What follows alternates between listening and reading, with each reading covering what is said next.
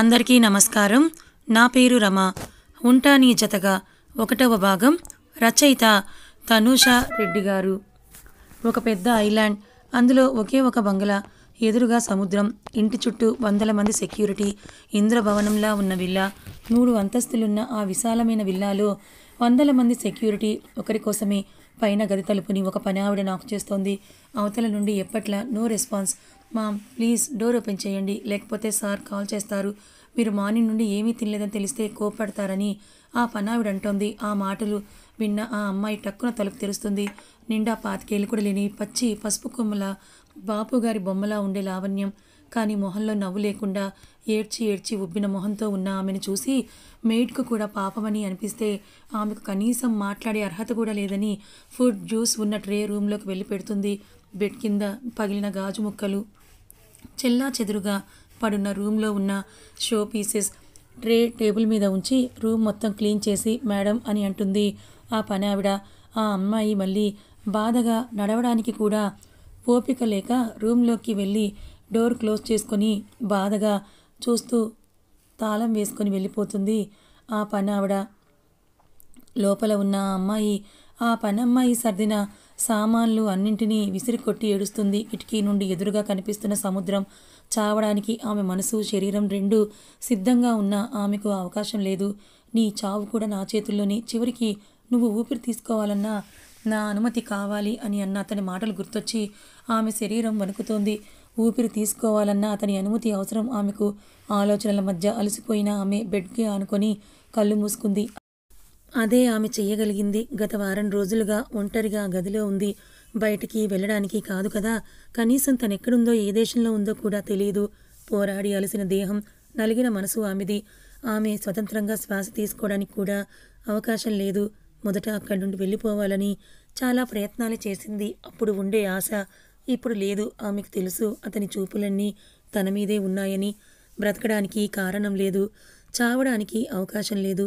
నేనేం పాపం చేశాను దేవుడా అని బాధగా కిందకి నేల మీదకి ఒరిగిన ఆమె ఏడుస్తూ ముడుక్కొని నీరసంతో స్పృహ తప్పుతుంది. ఆస్ట్రేలియాలోని ఒక పెద్ద బిల్డింగ్, 50 అంతస్తుల భవనం.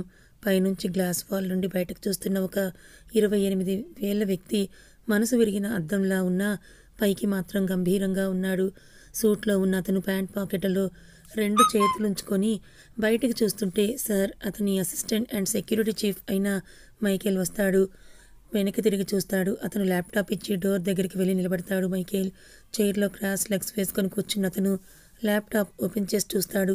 ఆ ఐలాండ్ విల్లా యొక్క సీసీ ఫుటేజ్. ఆ అమ్మాయి ఉన్న గదిలో కూడా సీసీ కెమెరాలని ఫిక్స్ చేయించాడు అతను. ఒక్కో ఫుటేజ్ చెక్ చేస్తున్న అతనికి దవడ కండరాలు బిగుసుకొని చేతి పిడికిలి బిగిస్తే చేతి మీద నరాలు తేలి మరింత ఆకర్షణీయంగా కనిపిస్తాయి. గదిలో స్పృహ లేకుండా పడున్న అమ్మాయిని చూసిన అతనికి మనసు ఉక్కిరి బిక్కిరవుతుంటే, ఎందుకు నన్ను పనిష్ చేస్తూ నువ్వు బాధపడుతున్నావని అతని మనసు మౌనంగా రోదిస్తే, మైక్ అని అతను పిలవగానే ఎస్ సార్ అని డోర్ క్లోజ్ చేసుకొని ఒంటరిగా వదిలేసి వెళ్ళిపోతాడు. చైర్లో వెనక్కి వాలిన అతని కళ్ళల్లో నుండి కన్నీరు కనతల నుండి కారితే భారమైన హృదయంతో కళ్ళు మూస్తాడు అతను. నిద్ర అతన్ని వదిలి వెళ్ళిపోయి కొన్ని నెలలవుతోంది. అతనితో ఉన్నది అతని గుండెల్లో దాగున్న ఆరని మంట, కళ్ళల్లో దాగుండి ఎవరికీ కనిపించని నొప్పి. ఒంటరితనమే అతనికున్న తోడు.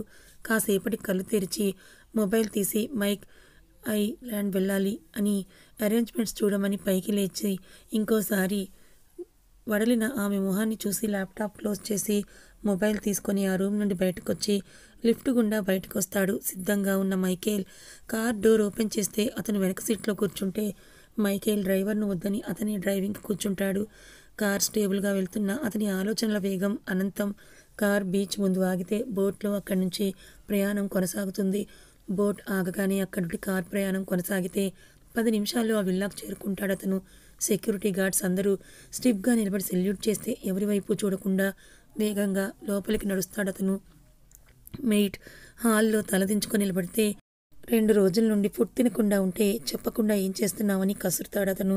భయంతో చెప్పలేదని ఆ మెయిట్ తలదించుకొని భయంతో వణికితే ఎవరినీ కేర్ చేయకుండా ఫుడ్ ప్లేట్ అడుగుతాడతను. ఆ మెయిట్ అప్పటికే వేడిగా చేసిన ఇండియన్ ఫుడ్ను ట్రేలో తీసుకొని వస్తే ప్లేట్లోకి తనే సర్వ్ చేసుకొని ఎవ్రీ వన్ ఈజ్ అవుట్ అని అరిచి ఆ గది వైపు మెట్లెక్కుతాడు అతను. మైకేల్ కూడా అక్కడి నుంచి బయటికి వెళ్ళిపోతే గది ముందు నిలబడిన అతను డీప్ బ్రీత్ తీసుకొని డోర్ నాక్ చేస్తాడు చిన్నగా. ఎంతకీ తలుపులు తీయకపోవడంతో అరవింద ఓపెన్ ది డోర్ అని గట్టిగా పిలుస్తాడు అతను. విసిగెత్తిపోయిన అతను మైకేల్కి కాల్ చేసి డిజిటల్ డోర్ పాస్వర్డ్ కనుక్కొని అతనే డోర్ ఓపెన్ చేస్తాడు. బెడ్ కింద ఒకవైపుకు తిరిగి స్ప్రో లేకుండా పడున్న ఆమెను చూసి అతని మనసు కకావికలం అవుతుంటే 2 అడుగుల్లో ఆమెను చేరుకొని మోకాళ్ళ మీదకి జారి అరవింద అని ఆమెను ఒళ్ళోకి తీసుకొని పిలుస్తాడు ఆర్తిగా. అతను చలనం లేకుండా ఉన్న ఆమెను చూసి అతనికి ప్రాణం పోతున్న ఫీలింగ్. ఎత్తుకొని బెడ్ మీదకు చేర్చి ఏడ్చి ఎర్రబడిన ఆమె మొహాన్ని బాధగా తడిమి మైక్ డాక్టర్కు కాల్ చేసి రప్పించు క్విక్ అని అరిచి వెట్ టిష్యూలతో ఆమె మొహాన్ని తుడిచి చెంపలకి పరుచుకున్న జుట్టుని చెవి వెనక్కి సర్ది ఆమె మెడవైపు చూసిన అతనికి చేతి పిడికిలి బిగుసుకుంటుంది. మరో 20 నిమిషాలకు డాక్టర్ చేరుకుంటే గదిలోకి తీసుకొని వస్తాడు మైకేల్. పల్స్ చెక్ చేసిన ఆ లేడీ డాక్టర్, సార్ మీరు కాసేపు బయటికి వెళ్తే తనని నేను చెక్ చేయాలని అంటుంది. ఆ డాక్టర్, నో నీడ్, తన మీద ఆల్ రైట్స్ నాకున్నాయి, నా ముందే చెక్ చేయండి అని అంటాడు అతను. అతని బేస్ వాయిస్కు బెదిరిన ఆ లేడీ డాక్టర్ అరవిందను చెక్ చేస్తుంది. అతని ముందే బాగా నీరసంగా వీక్గా ఉంది, డ్రిప్స్ పెట్టాలి సార్ అని డాక్టర్ అంటే కానివ్వు అని అంటాడు అతను. సెలైన్ పెట్టిన డాక్టర్, సార్ తలకున్న స్టిచెస్ ఇంకా మానలేదు, కానీ ఈవిడేమో చాలా స్ట్రెస్లో కనిపిస్తున్నారు, ఇలా ఉంటే తలకు మళ్ళీ ఆపరేషన్ చేయాలని ఆ లేడీ డాక్టర్ ఇంగ్లీష్లో చెప్తుంది. గంట పాటు ఆమెకి ఇంజెక్షన్, గ్లూకోజ్, వాటర్, డీహైడ్రేట్ అయిన ఆమె బాడీలోకి చేరితే నిద్రపోవడానికి టాబ్లెట్స్ ఇవ్వమని అతను చెప్తే, సరే సార్ వీలైనంత వరకు మైండ్ పీస్ఫుల్గా ఉంచుకోవాలని అతను ఇచ్చిన చెక్ తీసుకొని వెళ్ళిపోతుంది ఆ లేడీ డాక్టర్.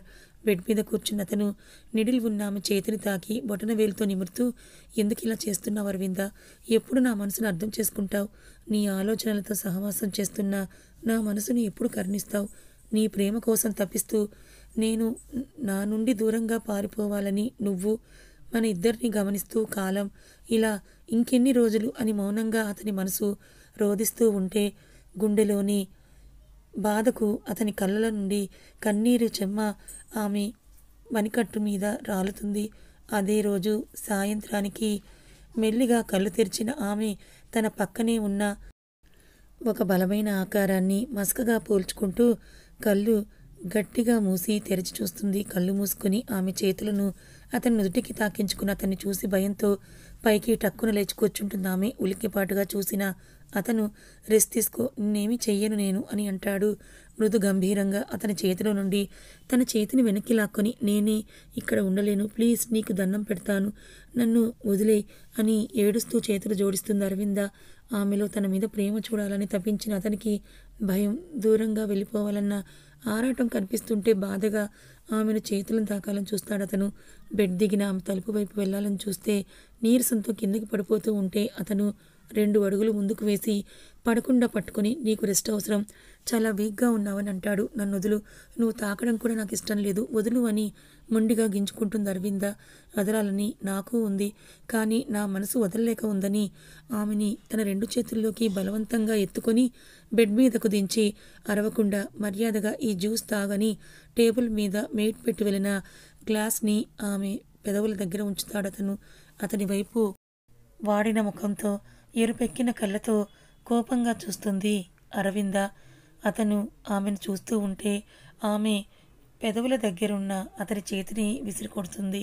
అరవింద గ్లాస్ నేల మీద పడి బల్లున పగిలితే ముక్కలు ముక్కలుగా చెల్లాచెదురుగా అవుతుంది ఆ గ్లాస్. కోపాన్ని అదుపు చేసుకుంటున్న అతను ఆమె వైపు ఏ భావం చూపుల్లో చూపించకుండా చూస్తే, నన్ను తాకకని ముందే చెప్పాను కదా, నీ ఇష్టానికి నువ్వు ప్రవర్తిస్తే చూస్తూ ఊరుకోను అని ఎర్రపడ్డ మొహంతో అంటుంది అరవింద.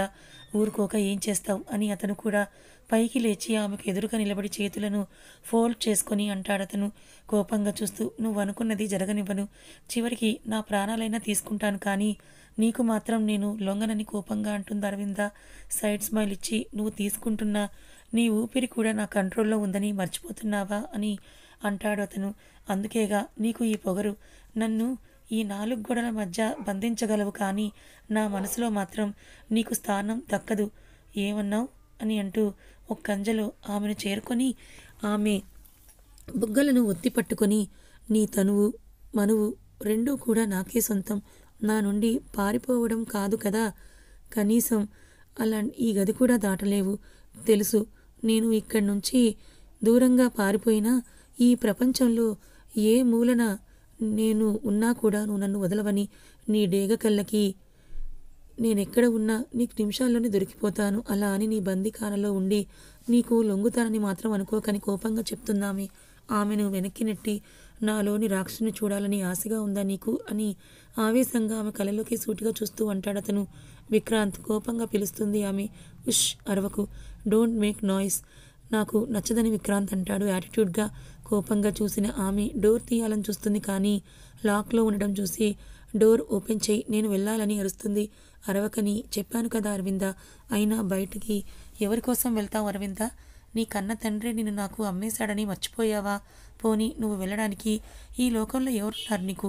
ద్వేషం చూపించడానికైనా ప్రేమ పంచడానికైనా నీకు ఈ లోకంలో ఉన్నది నేనొక్కడినే అరవిందా అని అంటాడు విక్రాంత్. తన జీవితం వాస్తవం ఆమె కళ్ళ ముందు నిజంలా నిలిస్తే దిక్కులేని వాళ్ళకి దేవుడే దిక్కు అని అంటారు. నాకు కూడా అంతే. ఆ దేవుడే నీ కళ్ళ ముందు ఉన్నాడనుకొని నాకు నీ సమస్తం అర్పించుకో అరవిందా. నీ పాదం కంతకుండా పేదాల్లో నవ్వు చెదరకుండా చూసుకుంటానని నవ్వుతాడు విక్రాంత్.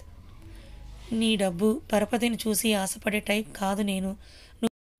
నిన్ను వదలకపోతే ఏం చేస్తావు అని అంటూ ముందుకొస్తాడు విక్రాంత్. దగ్గరికి రాకని వెనక్కి వెళ్ళి తలుపుకి లాక్ అవుతుంది అరవింద. దగ్గరగా వచ్చిన విక్రాంత్ అరవింద వాడిన మొహాన్ని చూసి బయటికి వెళ్ళలేవు, నాతో ఉండటమే నీకున్న ఏకైక దారి అరవింద. ఈ నిరాహార దీక్షలు, నీ కన్నీళ్లు నా మనసును ఆలోచనలను మార్చలేవు. ధైర్యం కూడగట్టుకొని ఏదో కోపంగా అనాలని చూసిన అరవింద ఒంట్లో ఓపిక శక్తి రెండూ లేక నీరసంగా కిందకు జారిపోతే దగ్గరగా ఉన్న విక్రాంత్ పడకుండా పట్టుకుంటాడు. ఒడిలో చలనం లేకుండా పడిపోయిన అరవిందనెత్తుకొని బెడ్ మీదకు చేర్చి ఆమె చెంపను బొటన వేలుతో నిమురుతూ బాధగా చూస్తూ ఆమె పక్కనే కూర్చుంటాడు.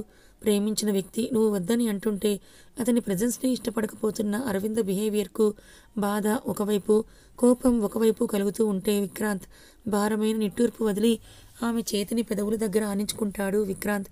కాసేపటికి అతని మొబైల్ మోగడంతో కళ్ళు తెరిచి ఆమెకు డిస్టర్బ్ అవ్వకుండా బయటకు నడుస్తాడు. చెప్పమ్మా అని విక్రాంత్ అంటే, ఎలా ఉన్నావురా, నీకింకా ఈ అమ్మ గుర్తుందా అమ్మా అని విక్రాంత్ అసహనంగా అంటే, అమ్మనేరా, నీకోసం ఎదురు చూస్తున్నా మీ అమ్మని.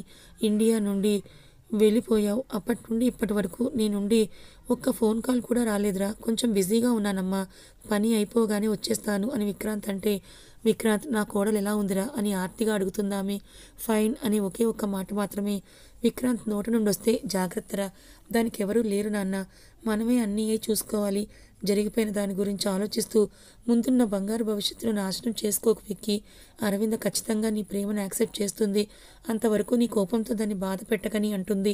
సరే మామ్, నేను ఇంకా ఉంటాను, వర్క్ ఉందని కాల్ కట్ చేసి మళ్ళీ గదిలోకి వచ్చిన విక్రాంత్ అరవిందని చూస్తూ గంటలను కరిగిస్తాడు. మరుసటి రోజు ఉదయం మెలకువ రాగానే రాత్రి విక్రాంత్తో గొడవ పడటం గుర్తొచ్చి బెడ్ దిగుతుంది అరవింద. తానున్న అవతారం చూసుకుంటుంది. చేతికి నిడిల్ లేదు, తీసేశారని అనుకుని ఎదురుగా ఉన్న నిలువద్దంలో ఆమెను చూసుకుంటుంది. చింపిరిగా రేగిన జుట్టు, చేతిలో గాజులు పగిలి మొండిగా ఉన్న చేతులు, నలిగిన చీర, బొట్టు లేక వాడిన మొహాన్ని అద్దంలో తడుముతూ నా మీద నాకే చాలేస్తోంది, ఇక్కడే నేను ఉండిపోవాలా, ఆ రాక్షసుడి బరిలో నుంచి తప్పించుకోవడం ఎలా అని ఆలోచించసాగింది అరవింద. కానీ ఎన్ని ప్రయత్నాలు చేసినా అక్కడి నుంచి బయటపడే మార్గం కనిపించకపోవడంతో నిరాశగా కూర్చున్న ఆమెకు తలుపు శబ్దం వినిపించింది. మళ్ళీ విక్రాంత్ ఏమో అని పరబడిన ఆమెకు మేడం తలుపు తీయండి అని మేడ్ స్వరం వినిపించడంతో ఊపిరి పీల్చుకొని వెళ్ళి తలుపు తీసింది అరవింద.